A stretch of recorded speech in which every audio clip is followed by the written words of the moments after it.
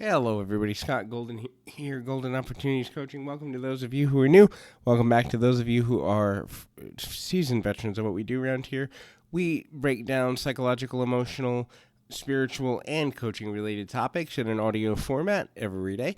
And we try to do that as often as we can. And so there's over 240 audios for you to check out. Hopefully, something you like. But today we're going to talk about the difficulty in making friendships and why it can be difficult to make friends. There's an old 70s song, and it just has the chorus, "Why can't we be friends? Why can't we be friends?" Well, there's a lot of reasons we can't be friends, and most of them have to do with things that we're doing. And so if you struggle to make new friends, or there's things that are going on that kind of make friendships a little bit difficult, there are reasons for this. I'm going to list about half a dozen. We're going to go through about half a dozen of these. And so a lot of it has to do with past friendships. If they ended on a bad note, you're more hesitant about getting to know somebody. You're more hesitant about investing emotionally and time-wise and mentally and sometimes just openness-wise with a new person. If you've been betrayed by a former friend, or if somebody did you wrong, or it went into a romance and then you lost the friendship and the romance, or maybe you got betrayed financially by a former friend, you're less likely to trust because, and here's the part of psychology that a lot of people don't talk about. We carry the scars of our betrayals even when we think we're over them, because even if we're mentally over them, that doesn't mean that we've spiritually absolved from them or cleansed from them and accepted that a person is incapable of being what we need. And that's one of the most important things to do. Part of forgiveness is accepting that a person was incapable of being what we needed at a given time in our life. And so there's another kind of similar concept to this, which is burnout. You're burnt out with getting to know new people. To a degree, when we get to know a new person, we're kind of performing, right? We kind of go with the social normalcies. We go with the things that we think people are going to make like us. We may be more humorous. We may be more engaging. We may ask to learn about things we don't really care about. We may shuffle our schedule around to spend time with a new person and have it not pay off. And that's exhausting when we've got, our job and our hobbies and our families and maybe kids or a spouse to fit in, or if we're an extrovert and we put time into other things, or we're an introvert and just getting up and being there.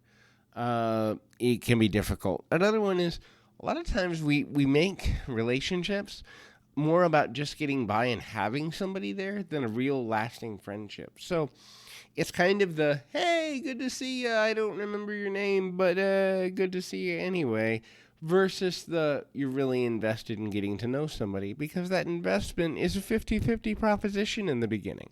50% they're going to like you, 50% they're not. 50% they're going to put in as much effort as you do, and 50% they're not. So sometimes we just gravitate towards people that have, for example, our interests, or they're at a similar stage of life to us, or they can teach us something, or we can learn something from them, or we can teach them something. In other words, we're driven more by purpose of the relationship than actual friendship without even realizing it. And this is something we do subconsciously.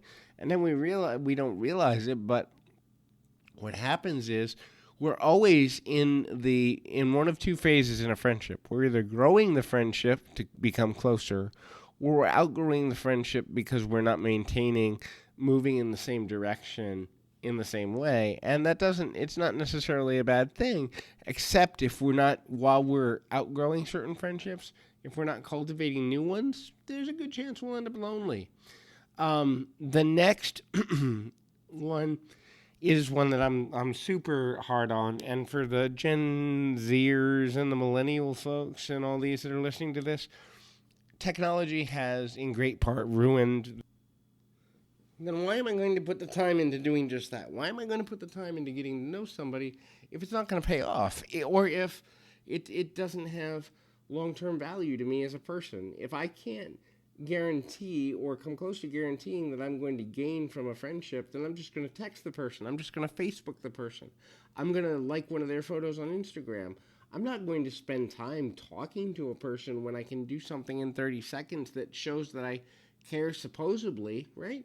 Because technology has truly ruined people's, or negatively impacted, ruined is too harsh, negatively impacted people's ability to be social. Because if I can acknowledge you for 15 seconds and that suffices as, oh, he or she is thinking about me, then taking 10 minutes for a phone call is unnecessary if I can check in with you for 60 seconds, in 15-second intervals. In other words, to some degree, social interaction has been dummied down by the technological generation. And then the other part is, well, if I can date online and I can talk to my friends online and I can game online, what's the point? What's the purpose? What's the need to spend time in person with people? I honestly believe that that we are going to get to a place, and I firmly believe this, in the next 50 years, when the only time people are going to do anything that requires going somewhere is when it's a physical activity or sexual activity. In other words, I get with you to be with you physically in an intimate way, or I get with you to go play sports or go play video games or, whatever hobby I'm in. But other than that, we're moving towards a need based society that doesn't have the need for in person social interaction, and that's a dangerous place to be. Now, the next thing to think about in this is time spent. Do you have the time to put into a meaningful relationship? And will you make the time? Do you have the time? Do you have, one night a week or 2 hours for a phone call once a week or once every other week? Do you have the time to send an email to check on somebody 2 or 3 times a week?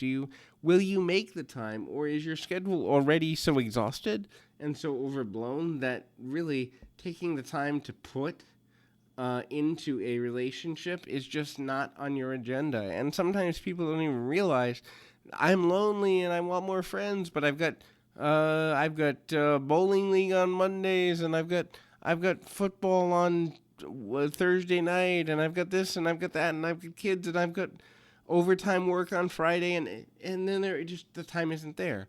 Every one of us has the same 24 hours, but there are a group of people, and a growing group of people, that don't put time or don't make time to develop and cultivate relationships. And the last is pulled in too many directions. So this just means how many people are pulling on your time. You have your friends that already exist. You have your family. You have your boss or bosses. You have your children if you have children. You have any hobby-related things you're already doing that are pulling on your time. If you're a religious person, you have your religious obligations, whatever they may be. And so if you're pulled in so many directions that making time to make a new friend just doesn't fit into your schedule, that doesn't make you a bad person. That actually makes you a very common person in our current society. Now, it doesn't mean it's healthy, but it does exist. And so these are some of the things, many of the things actually, that make it hard to make friends in 2020. So hopefully this has been helpful to you. Until next time, keep your feet on the ground, your mind in the moment. Until next time, everybody.